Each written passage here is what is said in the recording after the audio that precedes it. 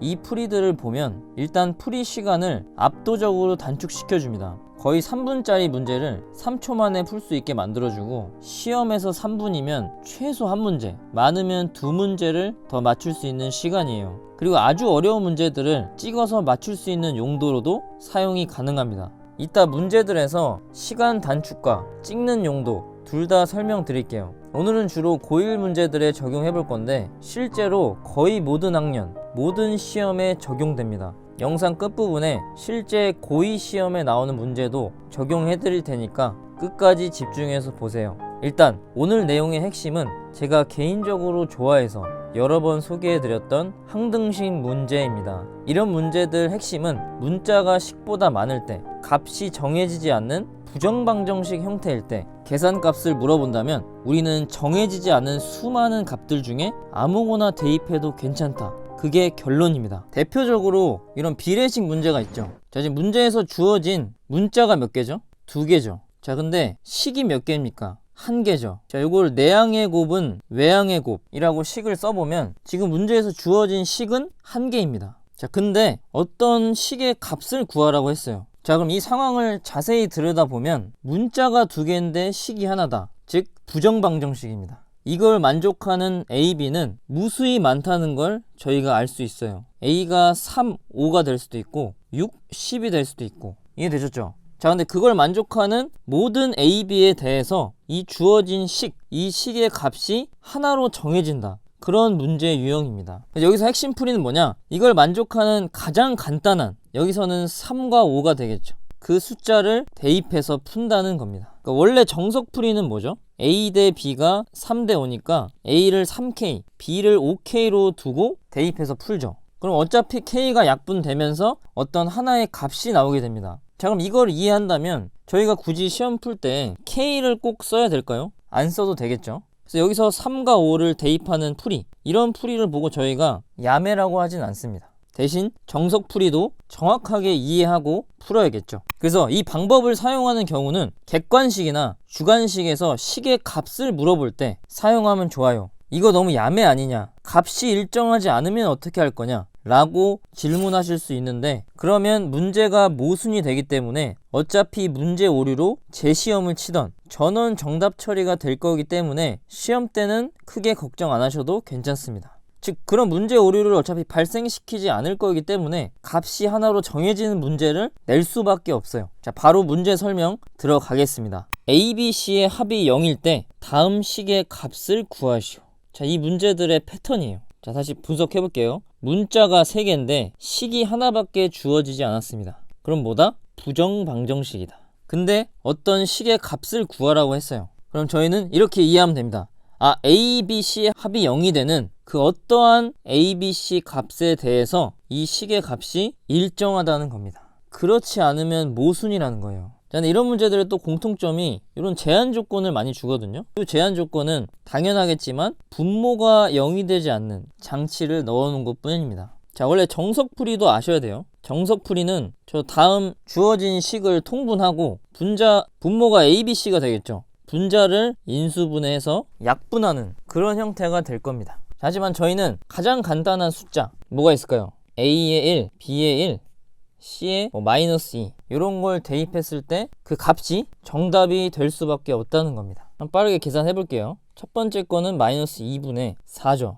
두 번째 거는 마이너스 2분의 마이너스 2죠. 세 번째 거는 1분의 4죠. 따라서 계산해주면 3이 정답이 됩니다. 아까 말씀드렸죠. 일단 풀이를 보시면 원래 정석풀이, 저 통분하고 인수분해하는 것 자체가 시간이 좀 걸리거든요. 문자 쓸 것도 많고 계산 실수의 여지도 더 커지죠. 자, 다음 두 번째, 이거 통분했을 때 분자가 딱 보니까 이 형태가 나올 것 같거든요. 여기서 인수분해 못하는 학생 좀 있을 겁니다. 공식 못 외워서. 그런 학생들이 이 방법을 혹시나 알고 있다면 풀 수도 있겠죠. 다음 문제 볼게요. 고1 수학 공부하는 학생이면 한 번쯤은 봤을 그런 문제입니다. 원래는 이 주어진 식 인수분해에서 풀면 켤레복소수랑 곱해서 풀 수가 있죠. 자, 하지만 요럴 때도 적용을 해볼게요. 지금 문자는 몇 개? 2개죠. 식 몇 개 주어졌죠? 1개 주어졌죠. 부정방정식입니다. 자, 이걸 만족하는 x, y가 무수히 많죠.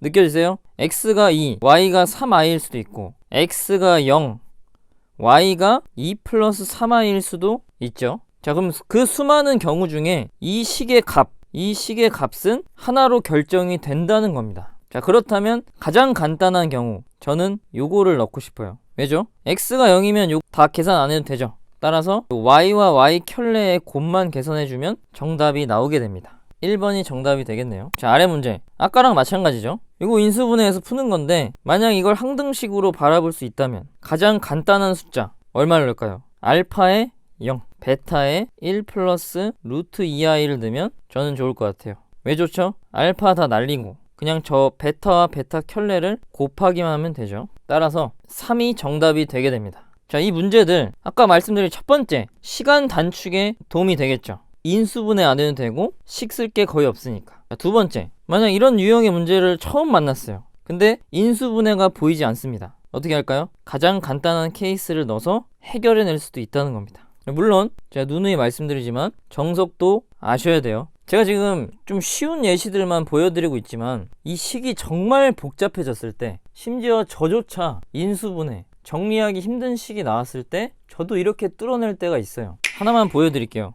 a, b, c가 1이 아닌 양수이고 이렇게 주어졌을 때 다음 식의 값을 구하시오. 쉽지 않죠? 원래 정석풀이는 이거예요. 저 x, y, z가 곱했을 때 1이 됩니다. 요건 밑변환 공식으로 좀 쉽게 알 수 있어요. 자, 그 다음에 x, y, z가 1을 만족할 때 다음 식의 값을 구하여라, 이런 문제입니다. 자, 이것도 부정방정식. a, b, c 값이 무수히 많은데 그 값들에 대해서 다음 식의 값이 하나로 결정되지 않는다면 문제가 모순이죠. 따라서 이 경우엔 a, b, c가 전부 다 같은, 예를 들어 2로 해볼게요. 그러면 x, y, z가 전부 다 111이 됩니다. 그리고 1을 대입하면 3분의 1 3개 더해서 정답 1이 나올 거예요. 자, 이런 식으로 여러분 이 문제 원래 정석풀이대로 풀려면 z를 xy분의 1로 정리해서 대입해서 풀거나, 아니면 요 첫 번째 거에 위아래에 z를 곱해서 요 xyz는 1이다, 이걸 사용해서 식을 정리하는 거거든요. 이거 저도 오래 걸립니다. 대부분 학생은 이거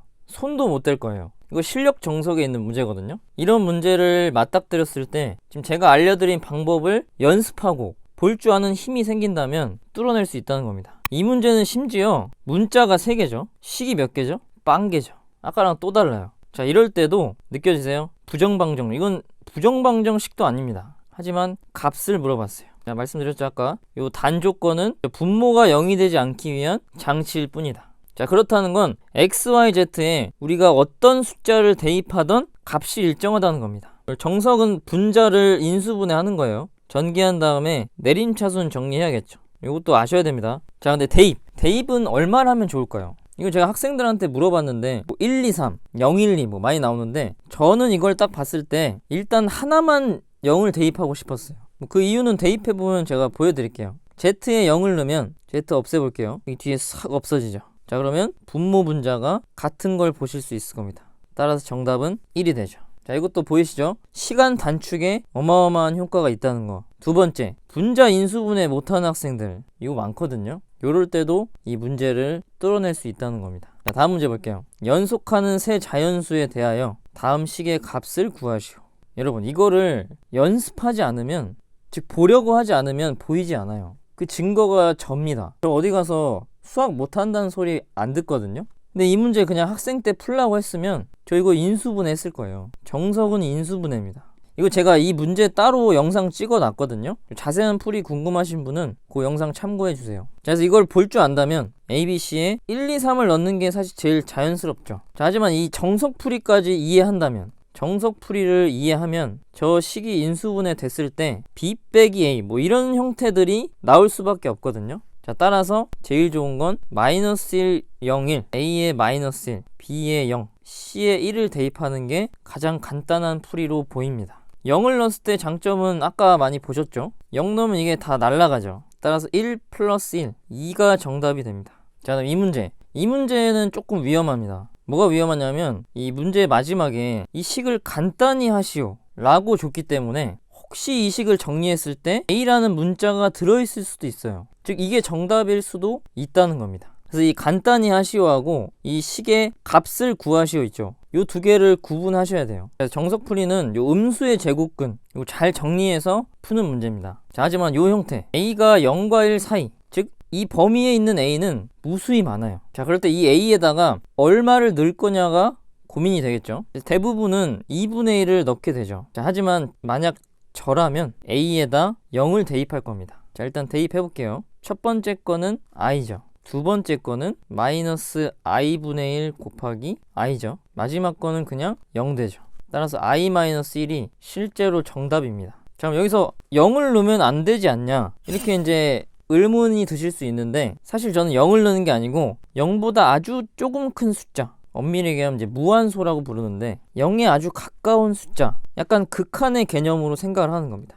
여러분 2분의 1을 넣어도 똑같은 값이 나올 거예요. 이 문제도 이렇게 사용해 주시면 됩니다. 마지막은 실제 시험에 나온 고2 수원 문제 하나 보고 마무리할게요. 이 문제도 수원 공부한 친구들이면 좀 보셨을 겁니다. 9번 문제네요. 정석풀이는 뭐죠? 지금 이 세타 플러스 4분의 5파이와 세타 빼기 4분의 파이, 얘네가 지금 정리가 안 되죠. 자, 그래서 뭔가 하나를 t로 두고 나머지를 t에 대해 표현을 하는 겁니다. 나머지가 아마 이렇게 표현이 될 것 같거든요. 그래서 각변환으로 정리해서 마지막에 결국 사인 제곱 더하기 코사인 제곱은 1이다. 요거를 사용하는 문제로 보이죠. 자, 하지만 저와 같이 연습한 분들은 이제 이게 보이실 거예요. 자, 세타에 대한 어떤 정보도 주지 않았는데 값을 구하라 했습니다. 즉 항등식 문제죠. 자, 따라서 세타의 가장 간단한 값, 저는 4분의 파이를 넣고 싶네요. 넣으면 오른쪽 게 이제 0이 되죠. 따라서 왼쪽 거 사인 3 사인 제곱 4분의 6파이, 2분의 3파이죠. 사인 2분의 3파이 마이너스 1이니까 정답이 3이 되게 됩니다. 즉 이런 식으로 이 문제도 마찬가지로 요 치환하고 정리하고 푸는 시간, 그 시간과 요 대입하는 시간 사이에는 분명한 차이가 있습니다. 그리고 또 두 번째, 이 치환하는 자체를 생각 못하는 친구들도 많거든요. 물론 이거 정석풀이 공부하고 배우셔야 돼요. 자, 하지만 제가 소개해드리지 않은 수많은 어려운 문제들에서 정석이 떠오르지 않을 수가 있습니다. 그럴 때 이 풀이가 여러분의 해결책이 되실 수가 있습니다. 이제 여기까지 보셨으면 크게 두 가지 의문이 드실 거예요. 서술형에 써도 괜찮나요? 그리고 수능에 안 나오지 않냐, 이런 의문이 들 수 있어요. 일단 서술형에는 쓰지 마세요. 왜냐하면 근거가 부족합니다. 이 항등식 풀이라는 건 그냥 제가 편하게 이름 붙인 거고 WLOG, 이게 근거인데 고등학교 교육과정에서는 배우지 않습니다. 그래도 알고 있으면 좋은 게, 시간이 부족하거나 풀이를 모를 때 답이라도 구해서 답점수라도 받을 수 있는 장점이 있죠. 만약 재학생이라면 저는 맞았다고 할 것 같아요. 하지만 어떤 선생님들은 점수를 주지 않으실 수 있죠. 그래서 서술형에는 되도록 쓰지 말라는 겁니다. 자, 두 번째 의문, 수능에 안 나오지 않냐, 이건 제가 아직 연구 중인데 일단 내신에 특화된 영상은 맞습니다. 제가 수능 출제자였어도 이런 풀이가 가능하게 내고 싶진 않아요. 예전 영상 보시면 악어 오름님도 이렇게 댓글 달아주셨고 다른 분들도 수능에서 쓸 수 있다 라고 말씀하신 게 있어요. 이건 저도 좀 더 찾아봐야겠지만 제가 마음먹고 찾으면 최소 한 문제 이상은 찾을 수 있을 거라 확신합니다. 근데 여러분 생각은 어떠신지 궁금하네요. 오늘 영상도 보고 실행하지 않는 99%의 사람들보다 실행하는 1%의 점수가 바뀔 겁니다. 구독하면 더 많은 꿀팁들을 보실 수 있을 거예요. 빠른 수학이었습니다.